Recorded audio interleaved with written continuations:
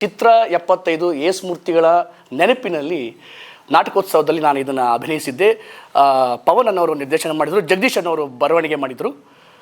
ಈ ಒಂದು ನಾಟಕದ ಪ್ರದರ್ಶನದಲ್ಲಿ ಬಂದಿದ್ದಂಥ ನಿರ್ದೇಶಕರು ನನಗೆ ಸಿನಿಮಾದಲ್ಲಿ ಹೀರೋ ಚಾನ್ಸ್ ಕೊಟ್ಟರು. ಆ ನಾಟಕದಲ್ಲಿ ಮಾಡಿದಂಥ ಇನ್ನಿಬ್ಬರನ್ನೂ ಸೆಲೆಕ್ಟ್ ಮಾಡಿಕೊಂಡ್ರು. ಆ ಒಂದು ದೃಶ್ಯದ ತುಣುಕು ಈಗ ನಾನು ನಿಮ್ಮ ಮುಂದೆ ಪ್ರಸ್ತುತಪಡಿಸ್ತೀನಿ. ಬರೋಣ, ಸುಮ್ಕಿರು, ನನ್ನ ಕೆಳಗೆ ಬೇಡ. ಭಾಗ ಮಾಡಿದಾಗ ಎಂತೆಂಥ ಮಾತಾಡ್ತಾ ಗೊತ್ತಾ ಅವನು? ಮಾತಾಡ್ಬೇಕಂತೆ, ಹೋಗಿ ಅಣ್ಣನ ಹತ್ರ ಮಾತಾಡ್ಬೇಕಂತೆ. ಮರ್ತು ಬಿಡೋದ? ಅದು ಹೆಂಗೆ ಮರೆಯೋಕ್ಕಾಗ್ತದೆ ಅಂತ? ಊರಲ್ಲಿರೋ ಜಮೀನ ಭಾಗ ಮಾಡ್ದ, ರೋಡ್ ಸೈಡಲ್ಲಿರೋದನ್ನ ಅವ್ನು ಮಾಡಿಕೊಂಡ, ಒಳಕಾದಂಗೆ ನನಗೆ ಬಿಟ್ಟ. ಆಮೇಲೆ ಏನಂದ?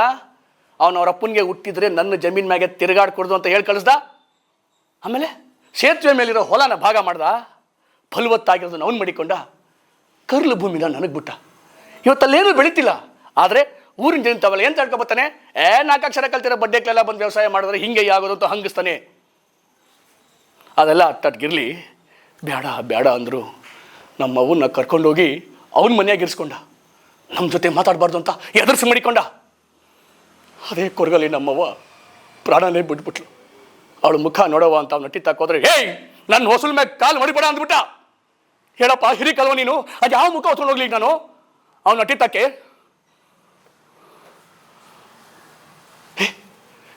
ನನ್ನ ಅಣ್ಣನ ಮಗಳು ಚಿಕ್ಕಪ್ಪ ಚಿಕ್ಕಪ್ಪ ಅಂದ್ಕೊಂಡು ಬರ್ತಾ ಇದ್ದಾಳೆ. ನಾನೀಗ ಆಡಿದ ಮಾತೆಲ್ಲ ಆ ಮಗಿಗೆ ಗೊತ್ತಾಗಬಾರ್ದು, ಗಮನಿದ್ಬಿಡಿ. ಅವ ಏನವ ನೀ ಯಾಕೋ ಬರೋಕೋದೆ? ಹಸಿ ಮೈಯಾಗೆ ಹಿಂಗೆಲ್ಲ ಹೊರಗಡೆ ಎಲ್ಲ ತಿರುಗಾಡಬಾರ್ದು ಕಣ್ಮಗ. ಅವಳು ಚಿಕ್ಕಪ್ಪ ಬಾಬಾ ಚಿಕ್ಕಪ್ಪ ನನ್ನ ಮದುವೆಗೆ ಬರಬೇಕು, ಇಲ್ಲ ನಾನು ಮದುವೆನೇ ಮಾಡ್ಕೊಳ್ಳಲ್ಲ ಅಂತ ಆ ಕಡೆ ತಿರುಗಿಬಿಡ್ತಾಳೆ. ಅಯ್ಯೋ ಛೇ, ಹಾಗೆಲ್ಲ ಮಾತಾಡಬೇಡ ಕಣ್ಮಗ, ಹಾಗೆಲ್ಲ ಮಾತಾಡಬಾರ್ದು. ನೋಡು, ನೀನಿನ್ನೂ ಬಾಳಿ ಬದುಕಬೇಕಾದವಳು. ನಿನ್ನ ಬಾಯಿಗಿಂತ ಮಾತು ಬರ್ಕೊಡ್ತು. ಆಯ್ತು ಮಗ, ಬರ್ತೀನಿ. ನನ್ನ ಮದುವೆಗೆ ನಾನು ಬರದೆ ಇನ್ಯಾರ ಮದುವೆಗೆ ಹೋಗಲಿ? ಆಯ್ತು ಹೇಳುವ. ಮೊದಲು ಅಟಿ ತಕ್ಕೋಗವ, ಅಟಿ ತಕ್ಕೋಗು. ಬರ್ತೀನಿ, ಚಿಕ್ಕಿಗಳು. ಜೋಪನ. ಇವಳು ನನ್ನ ಮಗಳಲ್ಲ, ನನ್ನ ಅವ್ವ. ನಾನು ಅಂದರೆ ಪ್ರಾಣ. ಅವರಿಬ್ಬರು ಬರ್ತಾರೆ. ಬಂದು, ಏನಪ್ಪ ನಿಮ್ಮ ಅಣ್ಣನ ಜೊತೆ ಇನ್ಮೇಲಿಂದ ನೀನು ಮಾತಾಡ್ತೀಯಾ?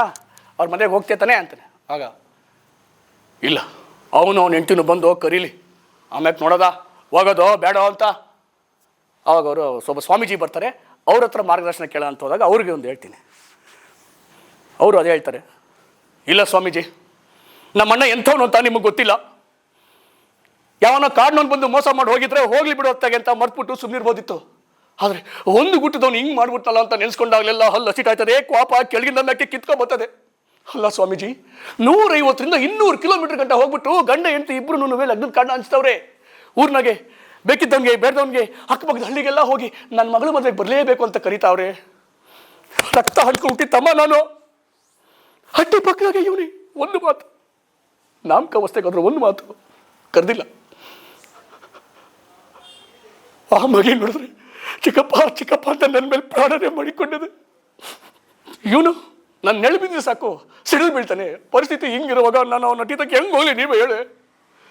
ಆಗ ಸ್ವಾಮೀಜಿ ಉಪದೇಶ ಮಾಡ್ತಾರೆ, ಮನ ಪರಿವರ್ತನೆ ಆಗುತ್ತೆ. ಅವ್ರ ಕಾಲಿಗೆ ಬೀಳ್ತಾ, ಅಣ್ಣ ಅಣ್ಣ ಮಗನೇ ನಾನು ಬರ್ತಿದ್ದೀನವ.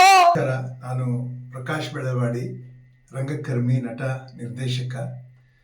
ನಾನು ಹಿಂದೆ ಅಭಿನಯ ತರಂಗ ಅವರ ನಾಟಕ ಶಾಲೆಗೆ ನಾನು ಪಾಠ ಮಾಡ್ತಾ ಇರಬೇಕಾದ್ರೆ ಒಂದು ಸ್ಟೂಡೆಂಟ್ ಪ್ರೊಡಕ್ಷನ್ ಮಾಡಿದ್ವಿ, ಪರಾಕ್ರಮಣ ಅಂತ. ಅದರಲ್ಲಿ ಮುಖ್ಯ ಪಾತ್ರವನ್ನು ಪ್ರದೀಪ್ ಪರಾಕ್ರಮ ಅವರು ಮಾಡಿದರು. ಆ ನಾಟಕದಿಂದನೇ ಅವ್ರಿಗೆ ಆ ಹೆಸರು ಬಂದಿದೆ ಅಂತ ನಾನು ತಿಳ್ಕೊಂಡಿದ್ದೀನಿ. ಅವರು ಮುಖ್ಯ ಪಾತ್ರ ಮಾಡಿ ಭಾಳ ಚೆನ್ನಾಗಿ ಅಭಿನಯಿಸಿದರು. ಭಾಳ ಪ್ರತಿಭಾವಂತ ಯುವ ನಟ ಅಂತ ನನಗೆ ಆವಾಗ ಅನಿಸಿತ್ತು. ಈಗ ಅವ್ರದ್ದೊಂದು ಸಿನಿಮಾ ಬರ್ತಾ ಇದೆ, ಬ್ರೌನಿ ಅಂತ. ಅದರಲ್ಲಿ ಅವರು ಮುಖ್ಯ ಪಾತ್ರವನ್ನು ವಹಿಸಿದ್ದಾರೆ. ಅದಕ್ಕೆ ನಾನು ಅವ್ರಿಗೆ ನನ್ನ ಶುಭಾಶಯಗಳನ್ನು ತಿಳಿಸ್ತೀನಿ.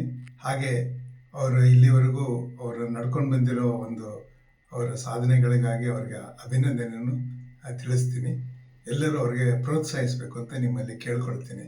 ನಮಸ್ಕಾರ. ಪ್ರದೀಪ್, ನಾನು ಅವರನ್ನು ಚಿರಂಜೀವಿ ಅಂತಲೇ ಕರೆಯುವುದು. ಅವರು ನನಗೆ ಪರಿಚಯವಾದ ಹೊಸದರಲ್ಲಿ ಅವರು ನಟ ಚಿರಂಜೀವಿ ಅವರನ್ನು ಮೆಗಾಸ್ಟಾರ್ ಚಿರಂಜೀವಿ ಅವರನ್ನು ಅತ್ಯದ್ಭುತವಾಗಿ ಅನುಕರಣೆ ಮಾಡ್ತಿದ್ದರು. ಅದೇ ಕ್ರಮದಲ್ಲಿ ನೃತ್ಯ ಮಾಡ್ತಿದ್ದರು. ತುಂಬ ಉತ್ಸಾಹದಿಂದ ಇದ್ದರು. ನಾನು ಅಭಿನಯ ತರಂಗಕ್ಕೆ ಕಾಲೆಂಬ ಕಂಬವೋ ಅನ್ನುವ ನಾಟಕ ಮಾಡಿಸಿದಾಗ ಅದರಲ್ಲಿ ಚಿರಂಜೀವಿ ಪ್ರದೀಪ್ ಒಂದು ವಿಶಿಷ್ಟವಾದ ಪಾತ್ರವನ್ನು ಮಾಡಿದ್ದರು. ಈಗ ಈ ಚಿರಂಜೀವಿ ಪ್ರದೀಪ್ ಪರಾಕ್ರಮ ಆಗಿದ್ದಾರೆ. ಒಂದು ಸಿನಿಮಾದಲ್ಲಿ ನಾಯಕ ನಟರಾಗಿಯೂ ಅಭಿನಯಿಸ್ತಾ ಇದ್ದಾರೆ. ನಮಸ್ಕಾರ. ಈ ನಾಟಕದಲ್ಲಿ ಬಿ ಸುರೇಶ್ ಅವ್ರದ್ದು ಒಂದು ನಾಟಕದಲ್ಲಿ ಮಾಡುವಂಥ ಸೌಭಾಗ್ಯ ನಮಗೆ ಅಭಿನಯ ತರಂಗದಿಂದ ಸಿಕ್ತು. ನಮ್ಮ ಟೀಮ್ನೆಲ್ಲ ಸೇರಿಸಿ ಅವರು ಮಿನಾರು ಗೋಪುರಗಳ ಊರಲ್ಲಿ ಅನ್ನೋ ಒಂದು ನಾಟಕವನ್ನು ನಿರ್ದೇಶನ ಮಾಡೋಕ್ಕೆ ಬಂದರು. ಅವರೆಲ್ಲ ಸಿನಿಮಾ ಕ್ಷೇತ್ರದಲ್ಲಿ ಉತ್ತಮವಾದಂಥ ಹೆಸರು ಮಾಡಿರೋವಂಥವ್ರು. ರಂಗಭೂಮಿಲೂ ಅಷ್ಟೇ. ನಮಗೆ ಬೀದಿ ನಾಟಕಗಳನ್ನ ಬಂದು ನಾವು ಮಾಡುವಾಗ ನಮಗೆಲ್ಲ ಗೈಡ್ ಮಾಡ್ತಾಯಿದ್ರು ಬಿ ಸುರೇಶ್ ಅವರು. ಆಮೇಲೆ ಅವ್ರ ಆಫೀಸಿಗೆ ನಾನು ಹೋಗ್ತಾ ಇದ್ದೆ ಅವ್ರನ್ನ ಭೇಟಿ ಆಗೋದಕ್ಕೆ. ಮಾತಾಡ್ತಾಯಿದ್ರು. ಎಷ್ಟು ಚೆನ್ನಾಗಿ ಸ್ನೇಹವಾಗಿ ಏನಾ ಪ್ರದೀಪ ಚಿರಂಜೀವಿ ಅಂತಾರೆ ಅವ್ರನ್ನ. ಯಾಕೆ ಅಂದರೆ ಅವ್ರದ್ದು ಮಿನಾರು ಗೋಪುರಗಳ ಊರಲ್ಲಿ ರಿಹರ್ಸಲ್ ನಡೀತಾ ಇದ್ದ ಸಮಯದಲ್ಲಿ ಚಿರಂಜೀವಿ ಯಾವುದೋ ಸಿನಿಮಾ ರಿಲೀಸ್ ಆಗಿತ್ತು. ಅವರ ಫ್ಯಾನ್ಸ್ ಅಸೋಸಿಯೇಷನ್ ಇದ್ದರು. ಅವ್ರಿಗೆ ನನಗೂ ಟಚ್ಚಲ್ಲಿತ್ತು. ನಾನು ಆಗ ಡ್ಯಾನ್ಸರ್ ಅಲ್ವಾ ಆಗ. ಸೊ ಇವ್ನು ಡ್ಯಾನ್ಸ್ ಚೆನ್ನಾಗಿ ಮಾಡ್ತಾನೆ ಅಂತ ಟಿಕೆಟ್ ಫ್ರೀ ಹಾಕ್ಸ್ಕೊಂಡು ನಾನು ಕರ್ಕೊಂಡು ಹೋಗಿ ಬಂದುಬಿಟ್ಟು ರಿಹರ್ಸಲಿಂದಲೇ ಕರ್ಕೊಂಡು ಹೋಗ್ಬಿಟ್ಟಿದ್ರು. ಯಾಕೋದ ಅವನು ರಿಹರ್ಸಲ್ ಬಿಟ್ಟು ಅಂತ ಮೇಡಮ್ ಕೇಳೋರು. ಈ ಥರ ಯಾವುದೋ ಫ್ಯಾನ್ಸ್ ಅಸೋಸಿಯೇಷನ್ ಅಂತ ಅವ್ನು ಬಂದು ಕರ್ಕೊಂಡು ಹೋಗ್ಬಿಟ್ಟವ್ರು ಅವನ್ನ ಡ್ಯಾನ್ಸ್ ಮಾಡ್ಸೋಕ್ಕೆ. ಆವತ್ತಿಂದ ಅವರು ಚಿರಂಜೀವಿ ಅಂತ ಕರೀತಾರೆ. ಅದು ಬೇರೆ. ಆದರೆ ಮಿನಾರು ಗೋಪುರಗಳ ಊರಲ್ಲಿ ಒಂದು ದೃಶ್ಯ ನಾನು ಹೇಳಬೇಕು. ಅದು ನಾಟಕ ಬಂದು ಹಿಂದೂ ಮುಸ್ಲಿಂ ಬಗ್ಗೆ. ಕಾಫಿಯರು ಅಂತ ಅವ್ರು ಕರೀತಾರೆ. ನನಗೆ ಮುಸ್ಲಿಂ ರೋಲ್ ಸಿಕ್ಬಿಡ್ತು. ಯಾವ್ದಾದ್ರು ಪಾತ್ರ ಮಾಡ್ತೀನಿ. ಆದರೆ ಅದರಲ್ಲಿ ಒಂದು ಡೈಲಾಗ್ ಇತ್ತು. ರೋಷಾವೇಶವಾಗಿ ಹಿಂದೂಗಳ ಬಗ್ಗೆ ಏನೋ ಹೇಳ್ಬೋದು. ಅವರ ದೇವಸ್ಥಾನಗಳನ್ನೆಲ್ಲನೂ ಹೊಡೆದಾಕ್ಬೇಕು ಆ ಥರ ಈ ಥರ ಎಲ್ಲ ಹೇಳೋವಂಥ ಪಾತ್ರ. ನನಗೆ ಪಾತ್ರ ಮಾಡ್ತಾ ಇದ್ದೀನಿ, ಪಾತ್ರ ಚೆನ್ನಾಗಿ ಮಾಡ್ತಾ ಅನ್ಸೋದು ಒಳಗಡೆ ನಾನು ಇದು ಮಾಡಿ ನಮ್ಮ ದೇವ್ರ ಬಗ್ಗೆ ಬೆಳಿತಾ ಇದ್ದೀನಲ್ಲ ಅಂತ ಅನ್ಸೋದು. ಆ ಒಂದು ಕಪಾಳಕ್ಕೆ ಬೀಳುತ್ತೆ, ಬೇರೆ ಪಾತ್ರ ಕೊಡುತ್ತೆ. ಸೊ ಅದು ಬೇರೆಯಾಗಿ ಬದಲಾಗುತ್ತೆ. ಅದು ಬೇರೆ ಅಷ್ಟು ಅದೆಲ್ಲ ಅನಿಸಿತ್ತು. ಒಂದು ಪಾತ್ರ ಮಾಡ್ತಿರುವಾಗ ಚೆನ್ನಾಗಿ ಮಾಡ್ತಿದ್ರು ನಾನು ಏನು ಮಾಡ್ತಿದ್ದೀನಿ ನನಗಿದು ಆಗದೆ ಹೋದ್ರು. ಆದರೆ ಆ ಪಾತ್ರಕ್ಕೆ ನಿಷ್ಠೆಯಿಂದ ಇರುವಂಥದ್ದಿತ್ತು. ಆದರೆ ಆ ಪಾತ್ರದ ಒಟ್ಟು ಮೊತ್ತದಲ್ಲಿ ಆ ಕಥೆಯಲ್ಲಿ ಒಂದು ಸ್ನೇಹಮಯವಾಗಿ ಬೆಳೆಯುವಂಥ ವಾತಾವರಣ ಸೃಷ್ಟಿಯಾಗೋದಕ್ಕೆ ಎಂಡಾಗುತ್ತದು ಆ ನಾಟಕ. ಬಿ ಸುರೇಶ್ ಅವರು ಅದೇ ಅಲ್ದಿರ ಅವರು ನನಗೆ ಅವರು ಪ್ರೀತಿ ಪ್ರೇಮ ಅಂತ ಒಂದು ಪ್ರತಿ ಶನಿವಾರ ಭಾನುವಾರ ಬರ್ತಾಯಿತ್ತು. ಟೆಲಿಫಿಲಮ್ ಥರ ಮಾಡ್ತಾಯಿದ್ರು ಅವರು, ಪ್ರೀತಿ ಪ್ರೇಮ ಅಂತ. ಅದರಲ್ಲಿ ನನಗೊಂದು ಒಳ್ಳೆ ಅವಕಾಶನ ಕೊಟ್ಟರು. ಅದರಲ್ಲಿ ಒಂದು ಭಗ್ನ ಪ್ರೇಮಿಯಾದಂಥ ಪಾತ್ರ. ನಿಜವಾಗ್ಲೂ ನನಗೇ ಕೊಡಬೇಕು ಅಂತ ಗುರುಗಳು ಫೋನ್ ಮಾಡಿಸಿ ಪ್ರದೀಪನಿಗೆ ಕೊಡಿ ಅಂತೇಳಿ. ಆಗಿನ್ನೂ ಪರಾಕ್ರಮ ಆಗಿರಲಿಲ್ಲ. ನಾನು ಪರಾಕ್ರಮ ನಾಟಕ ಆಮೇಲೆ ಆಗಿದ್ದದು. ಆವಾಗಿಂದ ನನಗೆ ಪರಾಕ್ರಮ ಅಂತ ಹೆಸರು ಬಂತು. ಆ ನಾಟಕ ಆ ಒಂದು ಟೆಲಿಫಿಲಮಲ್ಲಿ ಒಳ್ಳೆಯ ಹೆಸರು ಬಂತು ನನಗೆ. ಅದಾದಮೇಲೆ ನನ್ನ ಗೆಳೆಯ ದೀಪಕ್ಕು ಒಂದು ಆ್ಯಡ್ ಫಿಲಮಲ್ಲಿ ಆ್ಯಕ್ಟ್ ಮಾಡಿದ್ವಿ. ಅದು ಹೆಂಗೆ ಸಿಕ್ತು ಒಂದು ಅವಕಾಶ. ಅವ್ರು ಹೇಳ್ತೀರಿ ಯಾರೋ ಒಂದು 15-16 ಹುಡುಗ ಬೇಕಂತೆ, 16-17 ವರ್ಷದ ಹುಡುಗ. ಆಗ ನಾನು 20-22 ನಂದೇ ಕಳ್ಸಪ್ಪ ಫೋಟೋ ನೋಡೋಣ ಸೆಲೆಕ್ಷನ್ ಆಗುತ್ತಾ ಅಂತ ಅಂದೆ.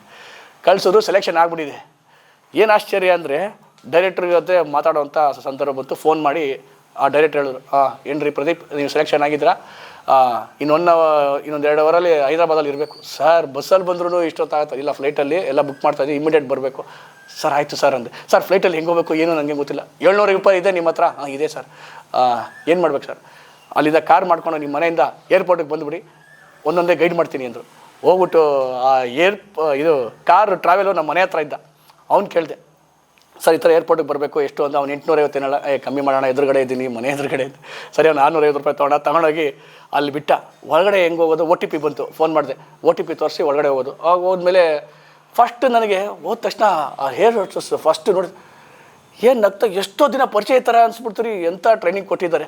ನಮಸ್ಕಾರ ಅಂತಂದು ಆಮೇಲೆ ಕೂತ್ಕೋಬೇಕಲ್ಲ, ಸೀಟ್ ಹುಡುಕ್ತಾ ಇದ್ದೀನಿ. ಸೀಟ್ ನಂಬರ್ ಎಲ್ಲಿ ಹುಡುಕ್ಲಿ, ಹೆಂಗೆ ಕೇಳಲಿ ಅಂತ ಸ್ವಲ್ಪ ಹೊತ್ತು ಹುಡುಕಿದೆ, ಗೊತ್ತಾಗಲಿಲ್ಲ. ಹೋಗಿ ಏನೋಷ್ಟೊಂದು ಕೇಳಿದೆ, ಕನ್ನಡ ಕೇಳೋದು ಹಿಂದಿ ಕೇಳೋದು ಅಂತ. ಸೀಟ್ ನಂಬರ್ ಅಂದೆ. ತಗೊಂಬಂದು ತೋರಿಸೋದು, ಇಲ್ಲೇ ಇದೆ ಇದ್ರ ಮೇಲೆ ಇದೆ ಮನೆ, ಇದು ಲಗೇಜ್ ಇರ್ತೀವಂತ ಅಲ್ಲಿ.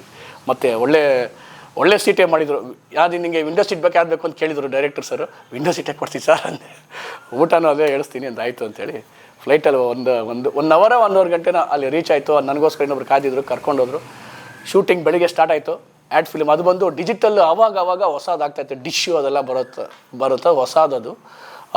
ಸನ್ ನೆಟ್ವರ್ಕ್ ಅವ್ರದ್ದು. ಅದರಲ್ಲಿ 25 ರೂಪಾಯಿ ಕೊಟ್ಟರೆ ಒಂದು ಸಿನಿಮಾ, ಹೊಸ ಸಿನಿಮಾ ಬಿಡುಗಡೆಯಾಗಿ ಒಂದು ಕಡಿಮೆ ದಿನದಲ್ಲೇ ಅದನ್ನು ನೋಡ್ಬೋದು ಅನ್ನೋ ಥರ ರೀಚಾರ್ಜ್ ಮಾಡಿದವ್ರಿಗೆ ಅನ್ನೋದಿತ್ತು. ಅದು ಸಕ್ಸಸ್ ಆಗಿತ್ತು. ಈಗ ಆ ಒಂದು ಹೈದ್ರಾಬಾದಲ್ಲಿ ನಡೆದಂಥ ಶೂಟಿಂಗ್ ನಂತರ ಅದು ಎಲ್ಲ ಭಾಷೆಗಳಲ್ಲೂ ಬಂತು. ದಕ್ಷಿಣ ಭಾರತದ ಎಲ್ಲ ಭಾಷೆಗಳಲ್ಲೂ ಬಂತು. ಅದ ನಂತರ ದೊಡ್ಡ ದೊಡ್ಡ ತಂತ್ರಜ್ಞರ ಜೊತೆಗೆ ಆ್ಯಡ್ಗಳಲ್ಲಿ ಮಾಡುವಂಥ ಅವಕಾಶ ಸಿಕ್ತು. ಅದನ್ನೆಲ್ಲ ಸರಿಯಾಗಿ ಸದುಪಯೋಗ ಮಾಡಿಕೊಂಡೆ. ಮತ್ತು ಈಗ ರೀಸೆಂಟಾಗಿ ಹೇಳಬೇಕು ಅಂದರೆ ಇದು ಕ್ವಿಕ್ ಟ್ರೇಡ್ ಅಂತ ಅದೊಂದು ಆ್ಯಡ್ ಮಾಡಿದೆ, ಮತ್ತು ಶುಗರ್ ಫಿಟ್ ಅಂತ ಅದೊಂದು ಆ್ಯಡ್ ಮಾಡಿದೆ. ಅದೆಲ್ಲ ಒಳ್ಳೆ ಪ್ರತಿಕ್ರಿಯೆ, ಒಳ್ಳೆ ಪೇಮೆಂಟು ಇತ್ತು, ಚೆನ್ನಾಗಾಯ್ತು ಅದು. ಮತ್ತು ನಾನೀಗ ನಾಟಕ ಕಡೆಗೆ ಬಂದರೆ ಬೆಳ್ವಾಡಿ ಸರ್ ಅವ್ರದ ಪರಾಕ್ರಮಣ ನಾಟಕದ ನನ್ನ ಒಡನಾಟ. ಫಸ್ಟ್ 10 ದಿವಸ ಬೇರೆಯವರು ಪಾತ್ರ ಮಾಡ್ತಿದ್ರಲ್ಲ, ಆ ರಿಹರ್ಸಲ್ ಮಾಡುವಾಗ ನನಗೆ ಏನು ಸಣ್ಣ ಪಾತ್ರ, ಇಂಟ್ರೋವರೆಗೂ ಫೇಸೇ ಕಾಣಲ್ಲ, ಆ ಥರ ಪಾತ್ರ ಇತ್ತು. ಬಟ್ ಅವರು ರಿಹರ್ಸಲ್ ರಿಪೀಟ್ ಮಾಡುವಾಗ ಅವ್ರು ನೋಡ್ತಿದ್ದೆ ಆ ಮೀನ್ ಪಾತ್ರ ಏನೇನು ಮಾಡ್ತಾನೆ ಅಂತ. ನನಗೆ ಆಸೆ ಅಂದರೆ ಆಸೆ, ಆ ಪಾತ್ರ ನನಗೆ ಸಿಕ್ಕಬಾರ್ದಾ ಅನ್ನೋ ಥರ ಒಳಗೆ ಯಾರಿಗೂ ಹೇಳ್ಕೊಂಡಿರಲಿಲ್ಲ. ಮೇಡಮ್ ಹತ್ರ ಮಾತ್ರ ಹೇಳಿದ್ದೆ, ಅಂದರೆ ಗೌರಿ ಮೇಡಮ್ ಹತ್ರ, ನನಗೆ ಯಾವುದೋ ಸಣ್ಣ ಪಾತ್ರ, ಅದು ಬರೀ ಸನ್ನೆಗಳಲ್ಲಿ ತೋರಿಸುವಂಥದ್ದು ಅಂತ.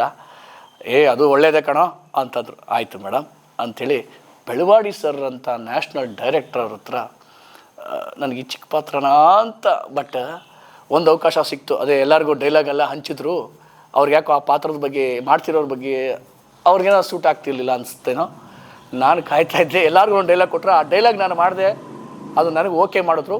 ಅದಾದ ನಂತರ ರಿಹರ್ಸಲ್ ಸ್ಟಾರ್ಟ್ ಆಯ್ತಲ್ಲ, ಆಲ್ರೆಡಿ ಅರ್ಧ ನಾಟಕ ಕಂಪ್ಲೀಟ್ ಆಗಿತ್ತು. ಆತ ಇನ್ನೊಬ್ಬ ಮಾಡ್ತಿದ್ದದ್ದು, ಅದು ನೋಡ್ತಿದ್ನಲ್ಲ, ನನಗೆ ಅದು ಸಲೀಸಾಗ್ಬಿಟ್ಟಿತ್ತು. ಆ ಡೈಲಾಗೆಲ್ಲ ಬಾಯಿಗೆ ಬಂದುಬಿಟ್ಟಿತ್ತು. ಸೊ ಅವರು ನನ್ನ ತೊಗೊಳುವ ಬ್ಲ್ಯಾಕಿಂಗ್ಸ್ ಎಲ್ಲ ಹಂಗೆ ಈಸಿಯಾಗಿ ತೊಗೊಳ್ತಿದ್ದೆ. ಒನ್ ಟೈಮ್ ಏನಾಯಿತು, ಅದೆಲ್ಲ ಆದಮೇಲೆ ಹೊಸದಾಗಿ ಡೈಲಾಗ್ಸ್ ಮತ್ತೆ ಸ್ಟಾರ್ಟ್ ಆಗುತ್ತಲ್ಲ. ಈಗ ಪ್ರತಿದಿನ ಏನು ಮಾಡೋರು, ಒಂದೊಂದು ಸೀನ್ನ ಟ್ರಾನ್ಸ್ಲೇಷನ್ ಮಾಡೋರು ಅಲ್ಲೇ ಸ್ಪಾಟಲ್ಲೇ. ನಾಟಕನ ಇಂಗ್ಲೀಷಲ್ಲಿ ಓದೋರು, ಕನ್ನಡದಲ್ಲಿ ಟ್ರಾನ್ಸ್ಲೇಷನ್ ಮಾಡೋರು, ನಾವೆಲ್ಲ ಸರ್ಕಲಲ್ಲಿ ಕೂತ್ಕೊಂಡು ಬರ್ಕೊಳ್ತಿದ್ವಿ ಸ್ಕ್ರಿಪ್ಟನ್ನ. ಹೀಗೆ 2 ದೃಶ್ಯ 1 ದೃಶ್ಯ ಆ ದಿನ ಮಾಡೋರು. ಆಮೇಲೆ ಬ್ರೇಕ್ 1 ದಿನ, ಅದ್ರಲ್ಲಿ ಪ್ರಾಕ್ಟೀಸ್ ಮಾಡ್ಕೊಳ್ಳಿ ಅಂತ ಬ್ರೇಕ್ ಕೊಡೋರು. ಹೀಗೆ ಮಾಡ್ತಿದ್ದ ಇದರಲ್ಲಿ ನನ್ನ ಅದೇ ಪಾತ್ರದ ಹೊಸ ದೃಶ್ಯಗಳಿಗೆ ರಿಹರ್ಸಲ್ ನಡೆಯುವಾಗ ಅವರು ಗೈಡ್ ಮಾಡೋದು ನಿಲ್ಲಿಸ್ಬಿಟ್ರು. ಅರೆ ಹೆಂಗೆ ನಾನು ಒಂದು ಸ್ಟೆಪ್, ನನಗೆ ಯಾವಾಗ ತುಂಬ ಹೊಸದ್ರಲ್ಲಿ ಕನ್ಫ್ಯೂಷನ್ಸ್ ಇರುತ್ತಲ್ಲ, ಆವತ್ತು ಸ್ಕ್ರಿಪ್ಟ್ನ ಓದೋರು ಇಂಗ್ಲೀಷ್ ಪುಸ್ತಕದ ಟ್ರಾನ್ಸ್ಲೇಷನ್ ಅದು, ಅದರಲ್ಲಿ ನಾವು ಕನ್ನಡದಲ್ಲಿ ಬರ್ಕೊಳ್ತಿದ್ವಿ. ಹೊಸ ದೃಶ್ಯಗಳಿಗೆ ಬ್ಲ್ಯಾಕಿಂಗ್ ಹೊಸದಾಗಿ ಸ್ಟಾರ್ಟ್ ಆಗಬೇಕಾಗಿತ್ತು. ಆಗೇನಾಯಿತು, ನನಗೆ ಅವರು ಡೈರೆಕ್ಟ್ ಮಾಡೋದೇ ಅಂದರೆ ಗೈಡ್ ಮಾಡೋದು ಇಲ್ಲ, ನಾನು ಹೊಸದ್ರಲ್ಲಿ ನಮಗೆಲ್ಲ ಏನಿರುತ್ತೆ, ಒಂದು ಹೆಜ್ಜೆ ಹೇಗಪ್ಪ ಇಡ್ಲಿ, ಡೈಲಾಗ್ ಹೇಳ್ತಾ ಹಿಂಗೋಗ್ಲಾ ಅನ್ನೋ ಒಂದು ಕನ್ಫ್ಯೂಷನಲ್ಲಿತ್ತು. ತುಂಬ ಕಷ್ಟಪಟ್ಬಿಟ್ಟು 2 ದಿನ ನನಗೆ ಅವ್ರ ಹತ್ರ ವರ್ಕ್ ಮಾಡೋದು ತುಂಬ ಕಷ್ಟ ಆಗೋಗಿತ್ತು. ಆಮೇಲೆ ಮನನ ಮಾಡ್ತಾ ಯೋಚಿಸ್ತಾ ಗೊತ್ತಾಯಿತು, ಹುಡುಗರೆಲ್ಲ ಹೇಳ್ತಾರಲ್ಲ ಹಿಂಗೆ ಮಾಡು ಅಂತ, ಅದೆಲ್ಲ ಪ್ಲಸ್ ಆಯಿತು. ಆಮೇಲೆ ಸಲೀಸಾಗೋಯ್ತು, ಅವರು ಡೈರೆಕ್ಟ್ ಮಾಡಿ ಸ್ಟಾರ್ಟ್ ಮಾಡಿದ್ರು. ಒಂಥರ ಅವರು ಅಂದರೆ ನಮ್ಮನ್ನು ನಾವು ಕಂಡ್ಕೊಳ್ಳೋಕ್ಕೆ ಒಂದು ಪಾಸ್ ಕೊಡ್ತಾರೆ ಅಂತ ಅನ್ಸುತ್ತೆ ನಿರ್ದೇಶಕರು. ಅದು ನನಗೆ ಇವಾಗೆಲ್ಲ ಗೊತ್ತಾಗ್ತಿದೆ ಅಂತ. ಆಮೇಲೆ ಅವರೇ ನನಗೆ ಸಂಕ್ರಾಂತಿ ಅಂತ ಒಂದು ನಾಟಕ ದೊಡ್ಡ ದಿಗ್ಗಜರ ಜೊತೆ ಮಾಡುವಂಥ ಸದಾವಕಾಶನ ಬೆಳವಾಡಿ ಸರ್ ನನಗೆ ಅವಕಾಶ ಮಾಡಿಕೊಟ್ರು. ನಾನು ಎಷ್ಟು ಥ್ಯಾಂಕ್ಸ್ ಹೇಳಿದ್ರು ಸಾಲಲ್ಲ. ಅದು ನನ್ನ ಅದೃಷ್ಟ. ಅದು ಆ್ಯಕ್ಚುಲಿ ಅವ್ರ ಜೊತೆ ಸಂಕ್ರಾಂತಿಲಿ ಯಾರ್ಯಾರು KSL ಸ್ವಾಮಿ ಅಂತ ರವಿ ಅಂತಾರಲ್ಲ ಆ ಗುರುಗಳು, ಆಮೇಲೆ ಸಿಹಿ ಕೈ ಚಂದ್ರು ಅವರು, ಈ ಥರ ದೊಡ್ಡ ದಿಗ್ಗಜರ ಜೊತೆ ನನಗೆ ಅವಕಾಶ ಆಯಿತು. ಸಂಕ್ರಾಂತಿ ಅಂತ ಒಂದು ನಾಟಕ ಮಾಡಿದ್ವಿ, ಅದ್ಭುತವಾಗಿ ಅದರಲ್ಲೂ ಒಳ್ಳೆ ಅಪ್ರಿಸಿಯೇಷನ್ ಸಿಕ್ತು. ಹೀಗೆ ನಾಟಕ ಬೆಳವಾಡಿ ಅವರ. ಆಮೇಲೆ ಪರಾಕ್ರಮಣದಲ್ಲಿ ಒಂದು ಕಡೆ ವೇದಿಕೆಯಲ್ಲಿ ನಾವು ನಾಟಕ ಮಾಡುವಾಗ ಇನ್ನೊಂದು ಪಾತ್ರ ಇರುತ್ತೆ. ಅವನೇನು ಮಾಡ್ದ, ಡಿಸೋಟೋ ಅಂತ ಒಂದು ಡೈಲಾಗು ಡ್ರಾಪ್ ಅಂದರೆ ಅವ್ನು ಎತ್ಕೊಳ್ಳಿಲ್ಲ, ಬ್ಲ್ಯಾಂಕ್ ಆಗ್ಬಿಟ್ಟ. ನನಗೆ ರಂಗಭೂಮಿಲಿ ಏನೇನಾಗತ್ತೆ ನೋಡಿ, ಸಡನ್ನಾಗಿ ಫ್ಲಾಶ್ ಆಯಿತು. ಅವನ 2 ಲೈನ್ನ ನಾನು ನನ್ನ ಲೈನಲ್ಲಿ ಹೇಳ್ತಾ ಅವನಿಗೆ ಗುರುತಿಸ್ತಾ, ಮತ್ತು ಅವನು ಆ ಲೈನ್ ತೊಗೊಂಡು ನಾಟಕ ಎಲ್ಲ ಆದಮೇಲೆ ಬಂದು ತಪ್ಕೊಬಿಟ್ಟ, ಚೆನ್ನಾಗಿ ಎತ್ಕೊಟ್ಟೆ ನನಗೆ ನೀನು, ಇಲ್ಲಾಂದರೆ ನಾನು ಫುಲ್ ಬ್ಲ್ಯಾಂಕ್ ಆಗಿಬಿಡ್ತಿದ್ದೆ ಅಂತಂದ. ಈಗೆಲ್ಲ ಗಡಿಸುತ್ತೆ. ಇದೆಲ್ಲ ನಮಗೆ ರಂಗಭೂಮಿ ಒಂದು ಅನುಭವನ ಕಲಿಸಿದೆ. ಇದಾದ ನಂತರ ನಾನು ಈಗ ರೀಸೆಂಟಾಗಿ ಚಾಮುಂಡರಾಯ ಅನ್ನೋ ಒಂದು ನಾಟಕನ ಮಾಡಿದೆ. ಅದು ಯಾವ ಥರ ಅಂದರೆ, ಯಾರೋ ಕಂಟಿನ್ಯೂ ಮಾಡೋರು ಸಿಕ್ತಿಲ್ಲ ನಾಟಕಕ್ಕೆ ಅಂಥೇಳಿ ಶಶಿಧರ್ ಭಾರಿಘಾಟ್ ಅವರ ಒಂದು ಸಂಸ್ಥೆಯಲ್ಲಿ ಹುಲಗಪ್ಪ ಕಟ್ಟಿಮನೆ ಅಂತ ನೀನಾಸಮಲ್ಲಿ ದೊಡ್ಡ ನಿರ್ದೇಶಕರು ಅವ್ರ ಡೈರೆಕ್ಷನಲ್ಲಿ ಆಗ್ತಿತ್ತು. ನನಗೊಂದು ಅವಕಾಶ ಬಂತು, ಮಾಡ್ತೀರಾ ಅಂತ ಗೋಪಿನಾಥ್ ಸರ್ ಕಡೆಯಿಂದ. ಹುಲಗಪ್ಪ ಕಟ್ಟಿಮನೆಯವರ ಡೈರೆಕ್ಷನ್ ಬಂದು ನಾನು 2 ಸಲ ಮಾಡಿದೆ. ಮತ್ತು ಅವರು ಮತ್ತು ನಮಗೆ ಕ್ಲಾಸ್ ತೊಗೊಳ್ಳೋರು. ನಿಜವಾಗ್ಲೂ ಪ್ರತಿದಿನ ಕಲಿಯೋದು ಇದ್ದೇ ಇದೆ. ಅದರಲ್ಲಿ ಗೋವಿಂದರಸ ಅಂತ ಒಂದು ಪಾತ್ರ ಕೊಟ್ಟರು. ಆ ಪಾತ್ರನ ಮಾಡಿದಾಗ ಈಚೆ ಬಂದಮೇಲೆ ಒಂದಷ್ಟು ಜನ ಅದು ಯಾರೋ ನಿಜವಾಗ್ಲೂ ಸಾಯೋ ಥರ ಆ್ಯಕ್ಟಿಂಗ್ ಮಾಡಿದ್ರು ಅಂತ, ಅಂದರೆ ಅದು ಕುಯ್ಯೋ ಥರ ಎಲ್ಲ ಇರುತ್ತೆ. ಆಗ ರಿಯಾಕ್ಟ್ ಮಾಡಬೇಕು. ರಿಯಲ್ಲಾಗಿ ಒಬ್ಬ ಮನುಷ್ಯ ಸತ್ತರೆ ಯಾವ ರೀತಿ ಬಿಹೇವ್ ಮಾಡ್ಬೋದು, ಇದೆಲ್ಲ ಮಾಡೋದು ಅಂತ ಅದನ್ನು ನಾನು ಹೇಳಿಲ್ಲ. ಅದನ್ನು ವೀಡಿಯೋ ಮಾಡಿ ಒಂದಷ್ಟು ಜನ ಅಲ್ಲಿ ಹಾಕಿದರು. ಶಶಿಧರ್ ಭಾರಿಘಾಟ್ ಅವರು ಭಾರಿ ಅಪ್ರಿಸಿಯೇಷನ್ ಕೊಟ್ಟು ಚೆನ್ನಾಗಿ ಮಾಡಿದ್ರಿ. ಆಮೇಲೆ ಇನ್ನೊಂದು ಕಡೆ ಎಲ್ಲ ರಂಗಮಂದಿರ ಜನ ತುಂಬ ಕಡಿಮೆ ಇದ್ರಿ, ಯಾವುದೋ ಒಂದು ಕಡೆ ಆದರೆ ಜನ ಕಡಿಮೆ ಇದ್ರೂ ನಾಟಕ ಅದೇ ಆವೇಶ, ಅದೇ ಪಾತ್ರದ ಜೀವನ ನಾವು ಯಾವುದರಲ್ಲೂ ಕಡಿಮೆ ಮಾಡಲ್ಲ. ಆ ಪಾತ್ರಕ್ಕೆ ಏನು ನ್ಯಾಯ ಸಲ್ಲಿಸಬೇಕು ಅನ್ನೋದನ್ನು ರೂಢಿಸ್ಕೊಂಡಿದ್ದೀನಿ. ಇಂತಿಂಥ ದಿಗ್ಗಜರ ಜೊತೆ ಎಲ್ಲ ಮಾಡುವಂಥ ಅವಕಾಶ ಸಿಗ್ತಾ. ಆಮೇಲೆ ಅಬ್ಬೂರ್ ಜಯತೀರ್ಥ ಅವರು ಅಂಥೇಳಿ ಅವರು ಗಿರೀಶ್ ಕಾರ್ನಾಡ್ರು ಮತ್ತು ಕುರ್ತಕೋಟಿ ಇವ್ರ ಜೊತೆಯೆಲ್ಲ ಇದ್ದಂಥವ್ರು. ಆಮೇಲೆ ಮೊದಲು ಸಲ ರಂಗಭೂಮಿಗೆ ಆಡಿಯೋನ ಧ್ವನಿನ ಹೇಗೆ ಅಳವಡಿಸ್ಬೋದು ಅಂತ ತೋರಿಸಿದವರು ಅವರಂತೆ ಅಬ್ಬೂರ್ ಜಯತೀರ್ಥ ಅವರು. ಅವ್ರಿಗೀಗ 80 ಮೇಲಾಗಿದೆ. ಅವರ ಜೊತೆ ಒಂದಷ್ಟು ಆಹತ ಅನ್ನೋ ನಾಟಕಕ್ಕೆ ಕೆಲಸ ಮಾಡುವಂಥ ಸದಾವಕಾಶ ದೊರಕಿತು. ಅವರು ನನಗೆ ಆ ಪಾತ್ರವನ್ನು ವಿವರಿಸೋಂಥ ಒಂದು ತಾಲೀಮುವರೆಗೂ ಕೊನೆ ಹಂತದವರೆಗೂ ಹೋಗಿತ್ತು. ಅದು ಇನ್ನು ಮುಂದಕ್ಕೆ ಅದನ್ನು ಆರಂಭ ಮಾಡಲಿದ್ದೇನೆ. ತುಂಬ ಅಂಥ ದೊಡ್ಡ ದೊಡ್ಡ ಗಿರೀಶ್ ಕಾರ್ನಾಡರು ಮತ್ತು ಕುರ್ತಕೋಟಿ ಇವರೆಲ್ಲ ರಂಗಭೂಮಿಯವ್ರಿಗೆ ಗೊತ್ತಿರುತ್ತಿದ್ದು. ಅಬ್ಬೂರ್ ಜಯತೀರ್ಥ ಅಂಥ ಹಿರಿಯರ ನಿಜರ ಮಾರ್ಗದರ್ಶನ, ಆಮೇಲೆ ಹುಲಗಪ್ಪ ಕಟ್ಟಿಮನಿಯವರ ಒಂದು ವಾಚನವನ್ನು ಹೇಗೆ ಮಾಡಬೇಕು ಅಂತ ಮಾತಾಡಿಸುವಂಥ ಪ್ರಕ್ರಿಯೆ ಇದೆಯಲ್ಲ, ಎಲ್ಲ ನಟರಿಗೆ ಹ್ಯಾಟ್ಸ್ ಆಫ್.